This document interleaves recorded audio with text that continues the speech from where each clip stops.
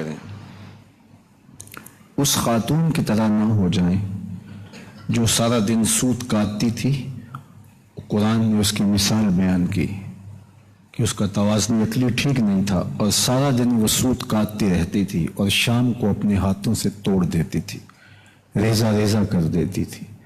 تو کہا تم بھی اس عورت کی طرح نہ ہو جانا کہ جو سارا دن محنت کر کے، سارا ماہ سیام کمائی کر کے، اور مہینہ گزرنے کے بعد جہاں کھڑا تھا پہلے وہاں ہی کھڑا اپنے آپ کو پائے۔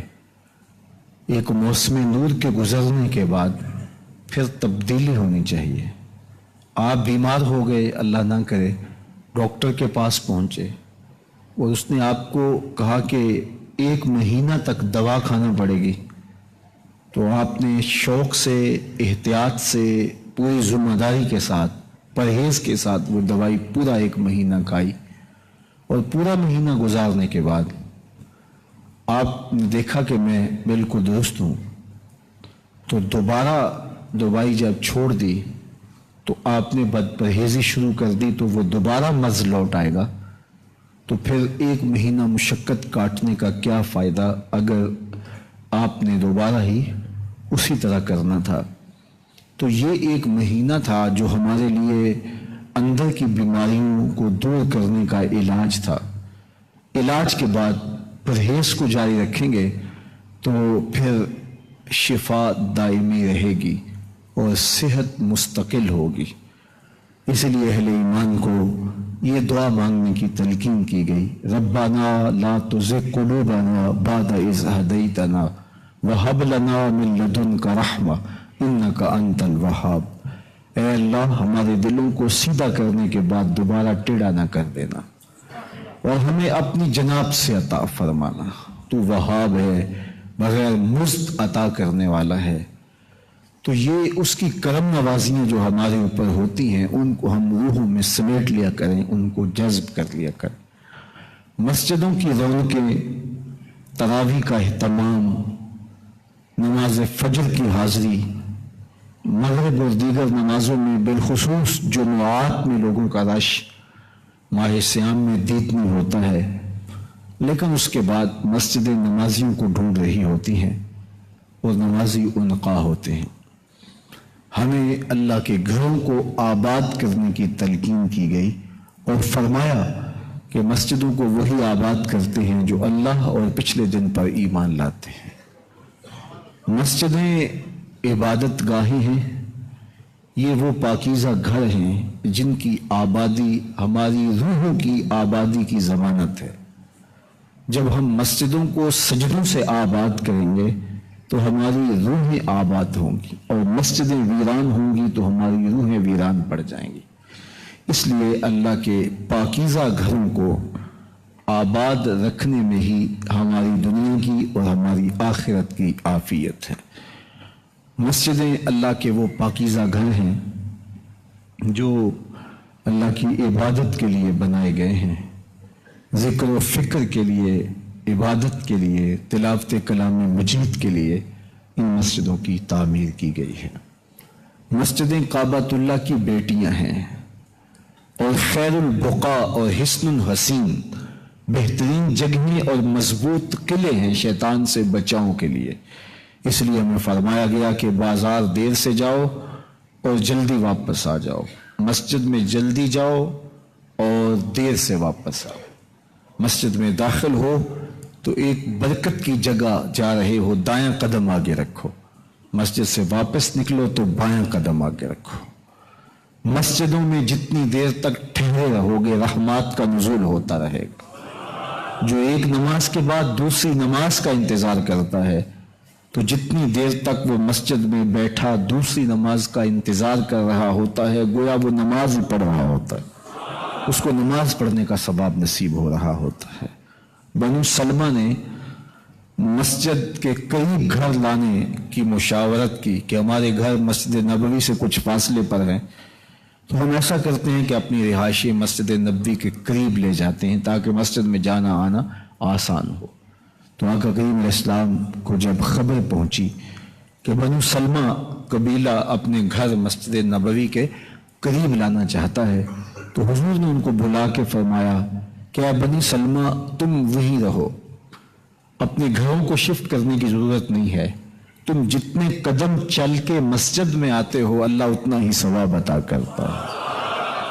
ایک روایت میں آتا ہے کہ جب کوئی شخص مسجد کی طرف چلتا ہے اور دائیں قدم اٹھاتا ہے تو دائیں قدم کے بدلے میں اس کے نامہ اعمال میں نیکی لکھ دی جاتی، اور جب وہ بائیں قدم اٹھاتا ہے تو بائیں قدم کے صدقے سے اللہ تعالیٰ جل شانہ اس کے نامہ اعمال سے گناہ مٹا دیتا ہے۔ تو وہ چلتا رہتا ہے، ایک قدم پہ نیکی لکھی جاتی ہے، ایک قدم پہ گناہ مٹتا چلا جاتا ہے، اور اللہ اپنی خاص رحمات اس کو نصیب فرماتا ہے جو مسجد کی جانب سفر کرتا ہے۔ یہ خیر البقاء ہیں، بہترین جگہیں ہیں۔ ایک روایت میں آتا ہے کہ جب کعبۃ اللہ کی تعمیر ہوئی تو تعمیر کے دوران پتھروں سے یہ دیواریں بنائی گئی تھیں، اور اللہ کے دو جلیل القدر پیغمبروں نے بیت اللہ کی تعمیر کی تھی، حضرت ابراہیم اور حضرت اسماعیل علیہ السلام نے۔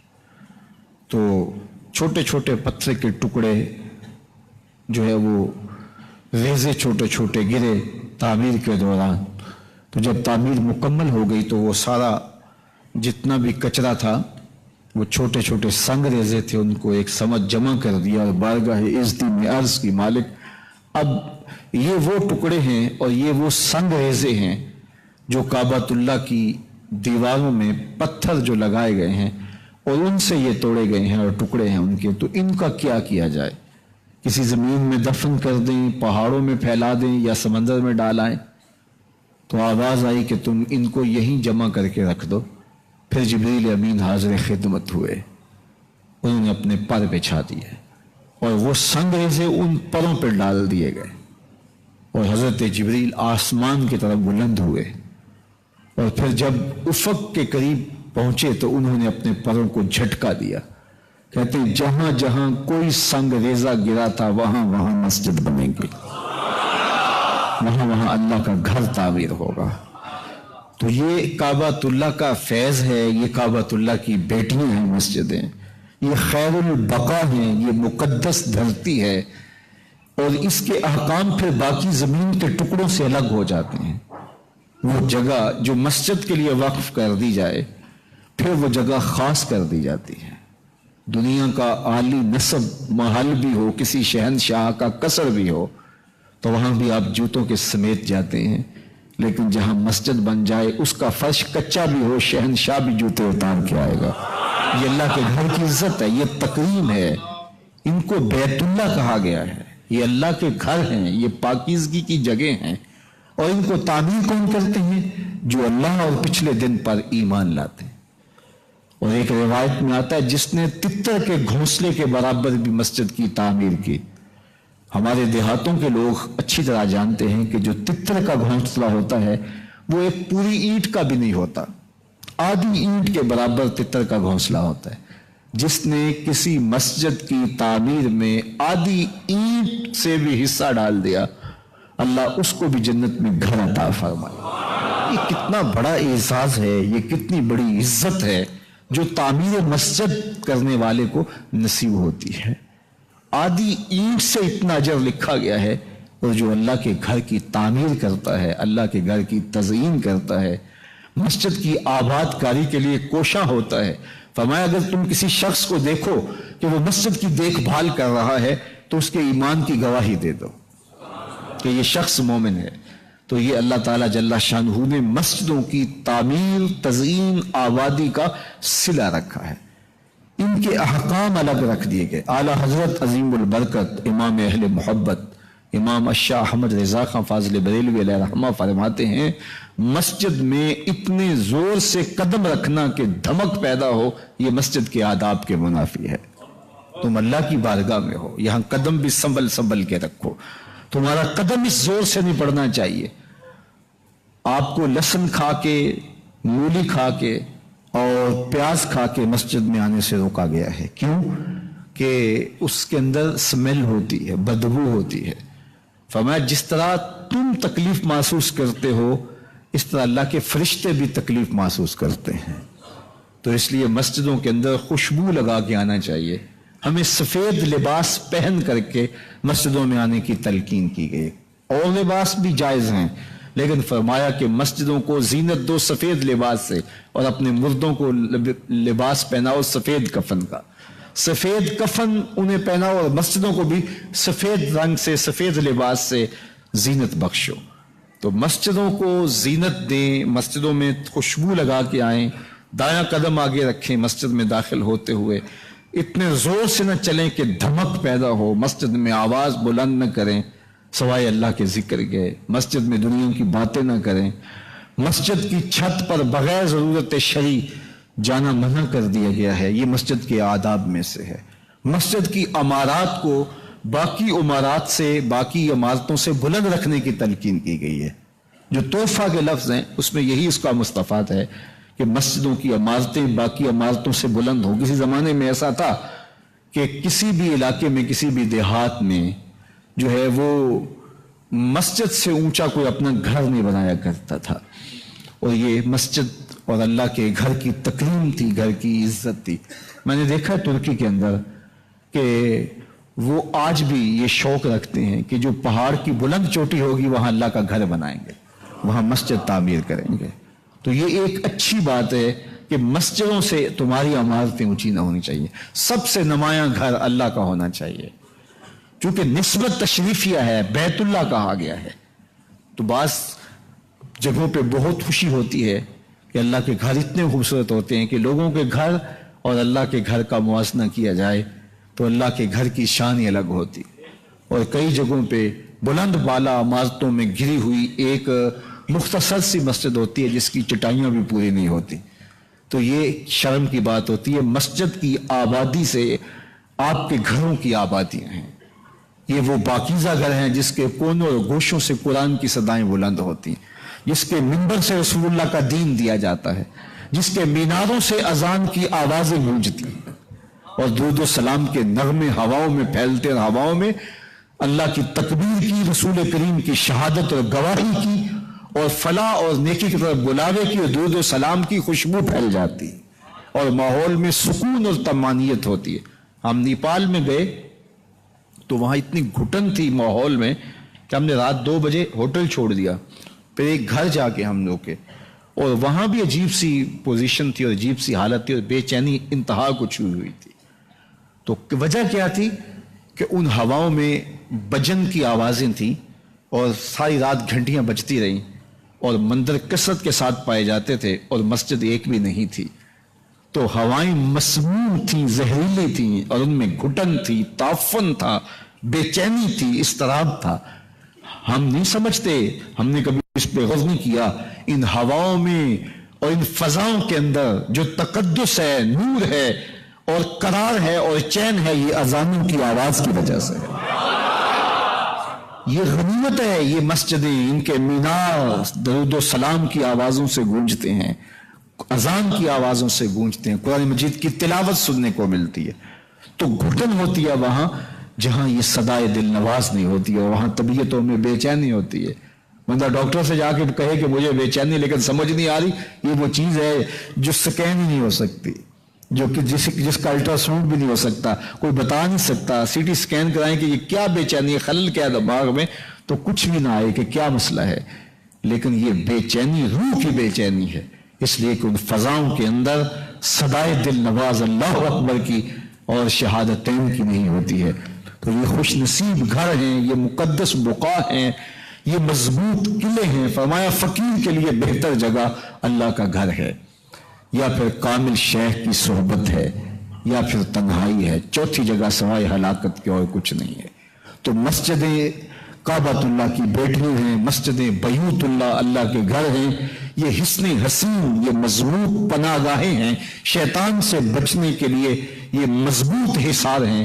تو ان کی آبادی اور ان مسجدوں کی صفائی ستھرائی، تزئین، آرائش، زیبائش، اور بالخصوص ان کو سجدوں سے آباد کرنا یہ مطلوب اور مقصود ہے. مسجدوں پر جب سجدے کیے جاتے ہیں، اور جب مسجد کہتے ہی سجدہ گاہ کو ہے، اس میں ظرف کا صیغہ ہے، سجدہ کرنے کی جگہ. تو جب پیشانی رکھ کے سبحان ربی الاعلیٰ کی پکار نمازی بلند کرتا ہے تو نور نکلتا ہے.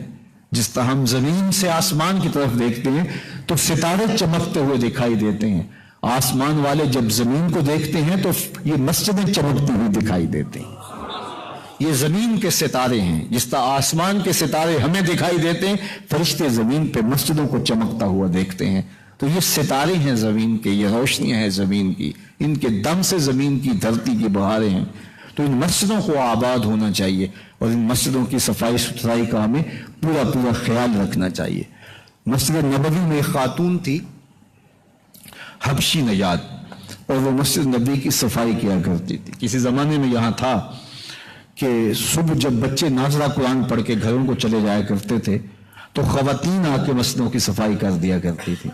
بہت ساری خواتین کو یہ جذبہ نصیب تھا اور وہ باقاعدہ بوڑھی عورتیں میں نے دیکھی ہیں کہ وہ مسجد میں آ کے صاف کیا کرتی تھی.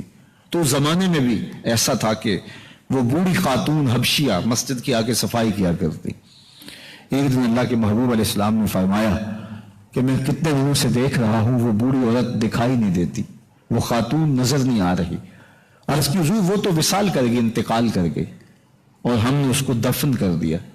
فرمایا تم نے مجھے بتایا نہیں؟ عرض کی حضور وہ ایک عام سی خاتون تھی اور آپ کار نبوت کی اہم ذمہ داریوں میں ہیں، تو ہم نے یہ گوارا نہ کیا کہ آپ کو تکلیف دیں. چونکہ پہلے ایسا ہوتا تھا کہ جب کوئی شخص بیمار پڑ جاتا اور اس کے اوپر سکرات موت طاری ہوتا تو لوگ حضور کو آ کے عرض کرتے، اس کے گھر والے پیغام بھیجتے. تو آقا کریم شفقت فرماتے ہوئے رحمت للعالمین اس کے گھر تشریف لے جاتے اور اس کے پاس جا کے بیٹھ جاتے. اس کی روح قبض ہوتی، پھر وہاں تجہیز و تکفین تیاری، پھر جنازہ ہوتا، جنازے کے بعد حضور گھر واپس آتے. پھر جب کام بڑھا، ذمہ داریاں اور زیادہ ہوئی تو صحابہ نے باہمی مشاورت کی کہ یہ تو حضور کو تکلیف دینے والی بات ہے.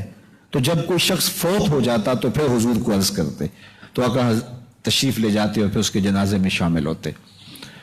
پھر جب اور ذمہ داریاں بڑھیں تو صحابہ نے کہا، ذمہ داریاں جب اور زیادہ بڑھ گئیں تو صحابہ نے آپس میں مشاورت کی اور کہا کہ یہ بھی تکلیف ہے کہ حضور جاتے ہیں، پھر جنازہ ہوتا ہے، پھر حضور آتے ہیں.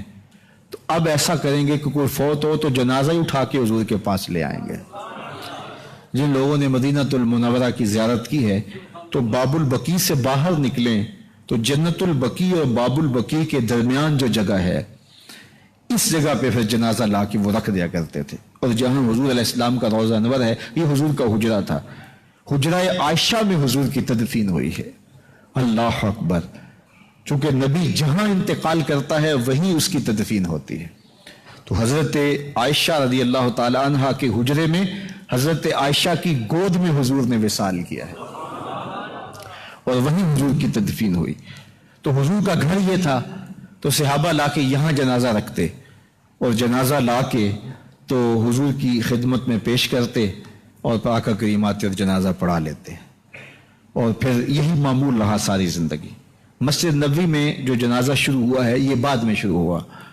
حضور نے ساری زندگی میں مسجد نبوی میں جنازہ نہیں پڑھایا سوائے ایک جنازے کے، اور وہ بھی جو ہے وہ شدید بارش یا کوئی ایسا مسئلہ تھا تو اس وجہ سے حضور نے مسجد میں جنازہ پڑھایا. باقی جو ہے وہ باہر حضور جنازہ پڑھاتے تھے. اور یہ دور صحابہ میں بھی ایسا رہا، بلکہ وہ معمول جاری رہا کہ حضور کا جب وصال ہو گیا تو اس کے بعد جنازے آیا کرتے تھے تو وہ جنازے آ کر کے تو آقا کریم علیہ السلام کے قدموں سے گزار کر کے رکھتے تھے. اللہ اکبر! حضرت سیدنا صدیق اکبر نے بھی یہی وصیت کی تھی کہ میرا جنازہ پڑھ کے پھر حضور کے سامنے لے جانا اور سلام عرض کرنا اور کہنا یا رسول اللہ صلی اللہ علیہ وسلم ھذا ابو بکر یستاذنو کا، یہ ابو بکر ہیں اور آپ سے آپ کی قربت میں دفن ہونے کی اجازت مانگتے ہیں. اگر وہاں سے کوئی سے اشارہ مل گیا تو ٹھیک ہے حضور کے قدموں میں دفن کر دینا، اور اگر وہاں سے کوئی اشارہ نہ ملا تو پھر جنت البقیع میں مجھے دفن کر دینا. یہ وصیت کی تھی. خطیب بغدادی نے بھی لکھا ہے، امام سیوطی نے بھی لکھا ہے، حضرت امام فخر الدین رازی نے بھی لکھا ہے، باقی لوگوں نے بھی لکھا ہے. اور حضرت انس سے بھی روایت، حضرت علی سے بھی روایت ہے.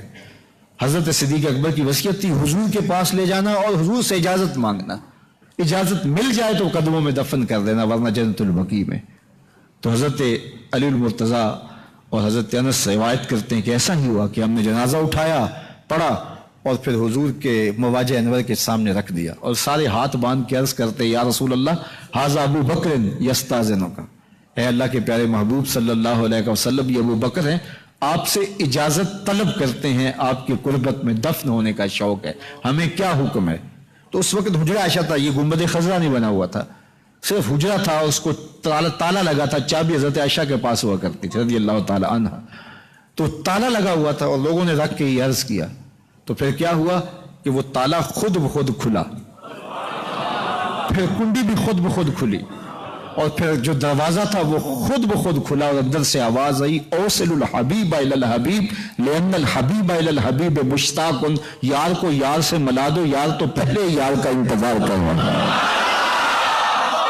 تو قبر انور سے یہ آواز آئی، حضور کے روضہ انور سے یہ آواز آئی، اور ہمارا عقیدہ ہے اور مسلمہ عقیدہ ہے اور تمام امت کا عقیدہ ہے کہ حضور اپنی قبر میں زندہ ہیں۔ یہ بعد میں فتنہ پیدا ہوا حضور علیہ السلام کے حوالے سے، یہ جو معاذ اللہ میری زبان وہ بوجھ نہیں اٹھاتی جو لوگ کہتے ہیں، یہ حضرت شیخ عبد الحق محدث دہلوی علیہ رحمہ نے لکھا ہے تتمہ مدارج النبوہ میں، آپ کہتے ہیں اللہ کا شکر ہے بہت سارے معاملات میں امت میں اختلاف پیدا ہو گئے، لیکن اللہ کا شکر ہے کہ اس معاملے میں تو کوئی اختلاف نہیں کہ حضور اپنی قبر انور میں زندہ ہیں۔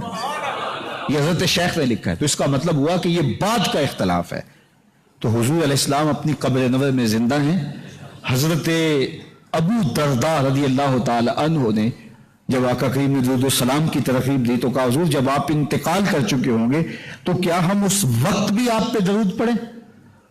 تو حضرت ابو درداء نے جب حضور سے پوچھا، ابن ماجہ کی روایت ہے، تو کہا حضور جب آپ وصال کر چکے ہوں گے تو درود و سلام اس وقت بھی جاری رکھیں؟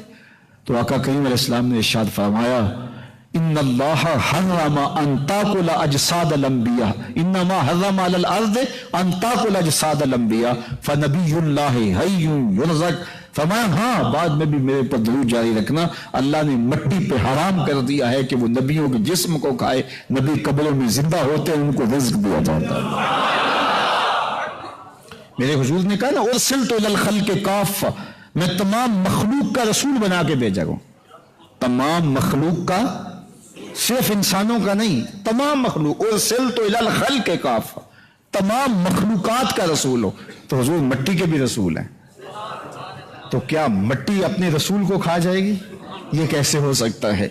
تو مٹی کے اوپر حرام ہے، یہ لفظ انما حرم علی الارض ان تاکل اجساد الانبیاء، اللہ نے مٹی پر حرام کر دیا کہ وہ نبیوں کے جسم کو کھائے، فنبی اللہ حی یرزق، یہ سیاستہ کی روایت پڑھ رہا ہوں، نبی اپنی قبروں میں زندہ ہوتے ہیں، انہیں رزق بھی دیا جاتا ہے۔ ایک اعرابی حضور کی خدمت میں آیا، حضور کے وصال کے 3 دن بعد، 3 دن ہو گئے تھے حضور کے وصال کو، تو جو ہی وہ پہنچا تو اسے پتا چلا کہ اللہ کے محبوب کا تو وصال ہو گیا، تو وہ رویا اور حضور کے روضہ انور کے پاس بیٹھ کے قبر انور کی مٹی سر پہ ڈالنے لگا، کہا میں تو چلا تھا یہ آرزو لے کر، اللہ کا یہ حکم پڑھ کے کہ اپنی جانوں پہ ظلم کر بیٹھو تو میرے محبوب کی چوکھٹ پہ آؤ، اور یہاں آ کے مجھے پتا چلا آپ تو وصال کر گئے، تو میں تو بغیر بخشش کے وعدے کے واپس نہیں پلٹوں گا، ضد کر گیا اور حضور کے روضہ انور، یہ صاحب مدارک نے لکھا ہے، ضد کر کے حضور کے قبر انور کے پاس بیٹھ گیا۔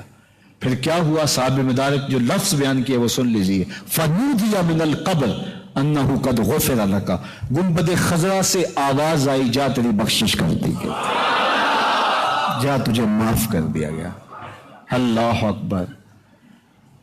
555 ہجری میں حضور کے وصال کے 545 سال بعد، 555 ہجری میں 550 سال بعد حضور کے وصال کے، حضرت امام رفاعی حضور کی نسل پاک سے تھے، اور وہ سفر کرتے کرتے وہاں مدینہ المنورہ پہنچے اور مواجہ شریف کے سامنے کھڑے ہو کے کہا کہ ساری زندگی حضور میں سلام بھیجتا رہا وہاں سے، اور میری روح کو آپ کا جواب پہنچتا رہا، اور آج آپ کا بیٹا بنفس نفیس آپ کی خدمت میں حاضر ہو گیا، اور آج میں اس طرح کا جواب نہیں لینا، میں خود آیا ہوں، جواب بھی خود عطا کیجئے۔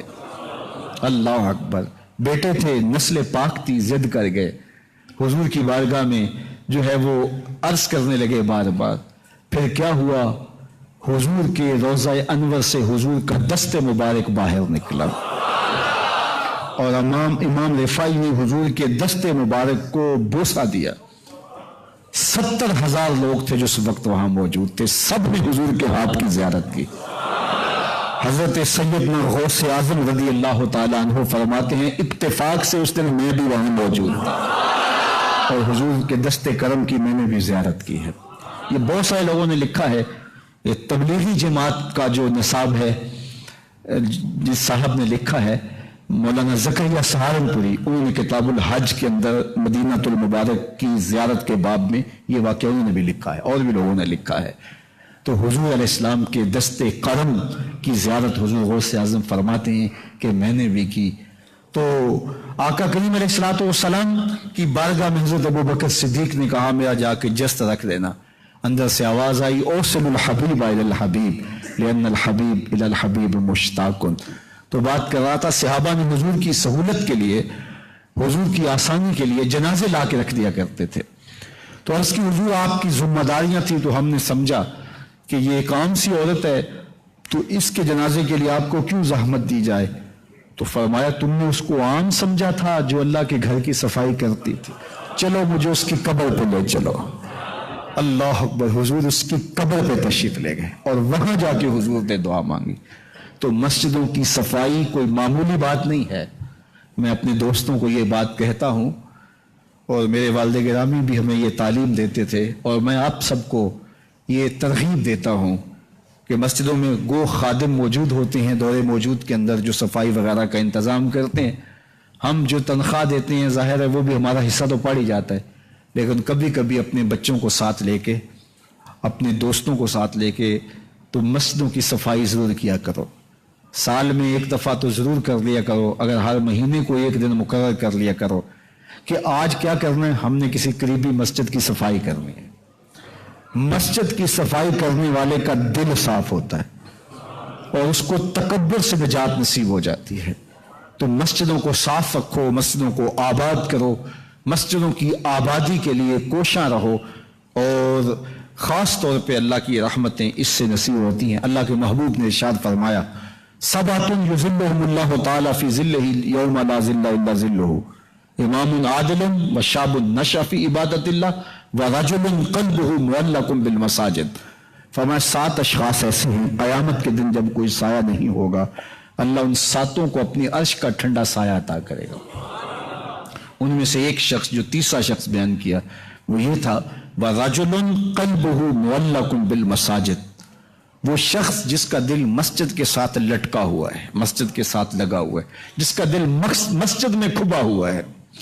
مسجد کی تزئین، مسجد کی تعمیر، مسجد کی آبادی، مسجد کی صفائی، مسجد کی ستھرائی، اس کا دل لگتا ہے اس میں.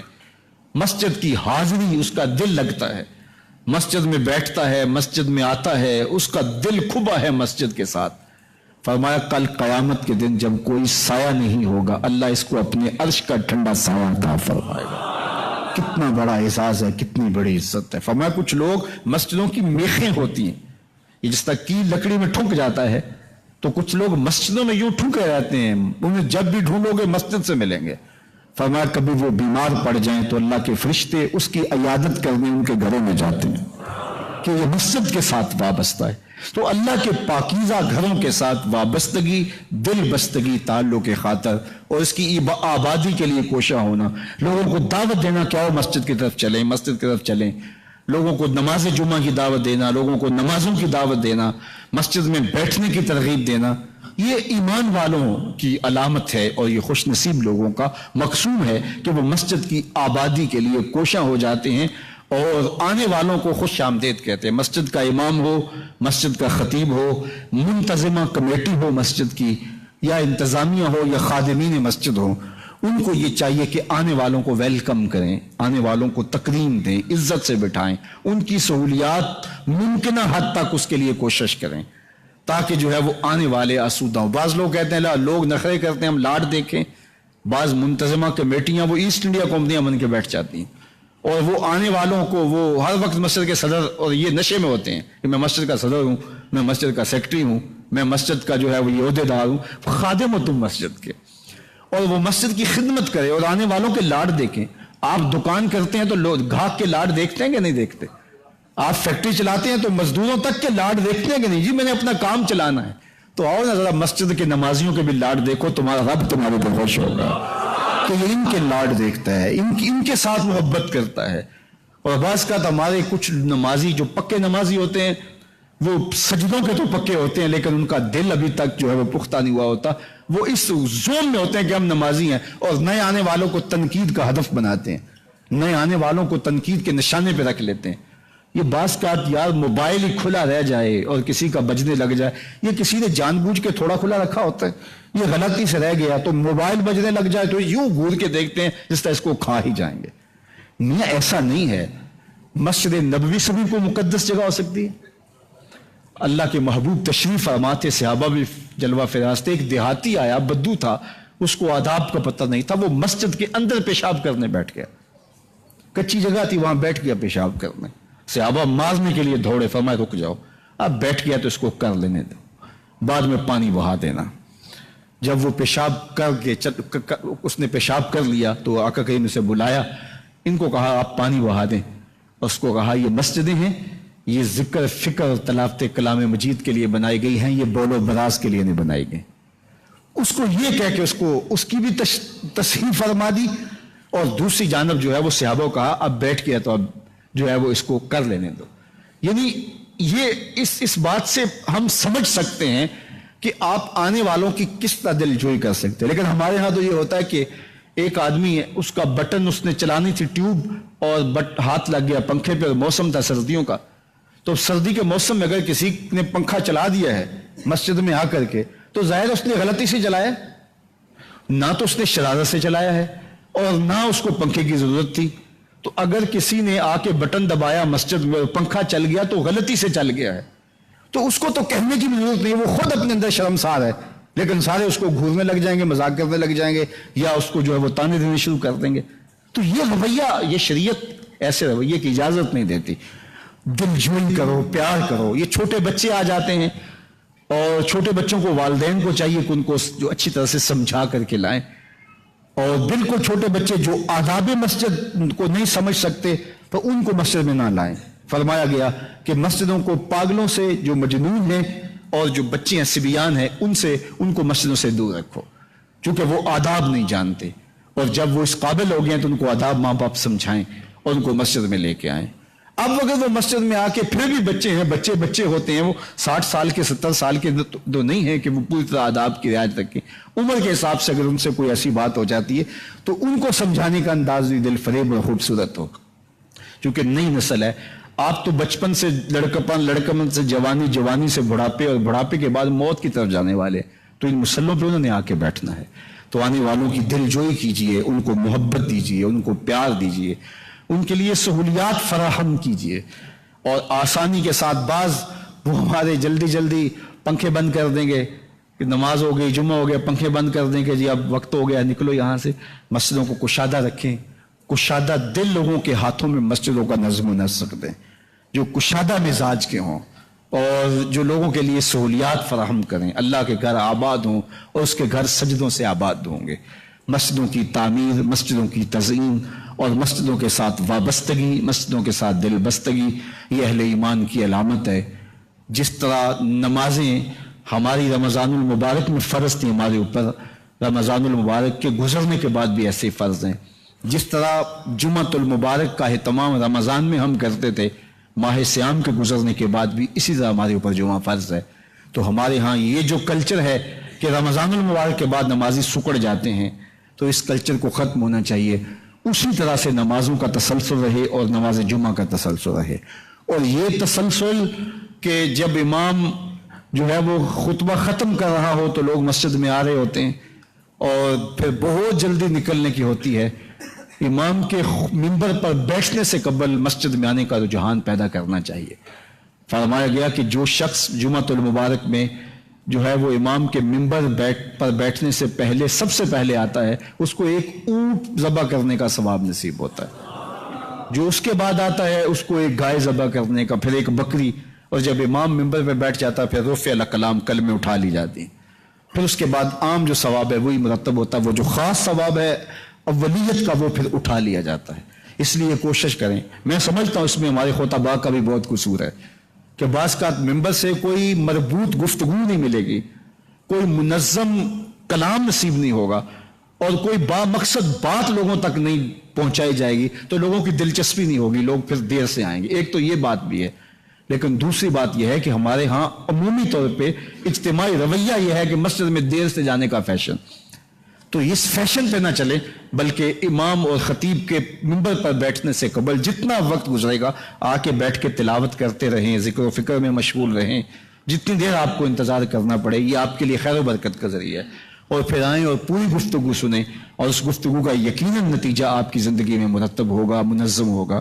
اور اگر آپ سمجھتے ہیں کہ میں بہت زیادہ مصروف ہوں اور کوئی آپ کو کام ہے تو شریعت نے آپ کو اجازت دی ہے کہ آپ لیٹ بھی آ سکتے ہیں، لیکن اذا نودی للصلاۃ من یوم الجمعۃ فاسعوا الی ذکر اللہ وذروا البیع، وہ حکم دیا گیا جب جمعے کی اذان پکاری جائے تو اس کے بعد پھر آپ کاروبار نہیں کر سکتے، پھر کاروبار کرنا حرام ہو جاتا ہے آپ کے اوپر۔ وذروا البیع، پھر خرید و فروخت چھوڑ دو، پھر تم چل پڑو اللہ کے ذکر کی طرف، پھر تمہارے اوپر لازم ہے کہ تم ذکر کی طرف چل پڑو۔ تو اس لیے اس سہولت سے ہمیں فائدہ حاصل کرنا چاہیے کہ اگر ہم خطبہ پہلا چھوڑتے ہیں اور دوسری اذان یہ اذان ہے جس کے بعد کاروبار کرنا حرام ہے، اذان ثانی ہے، یہ سہولت کے لیے پہلا وقت اجمیوں کے لیے ہے تاکہ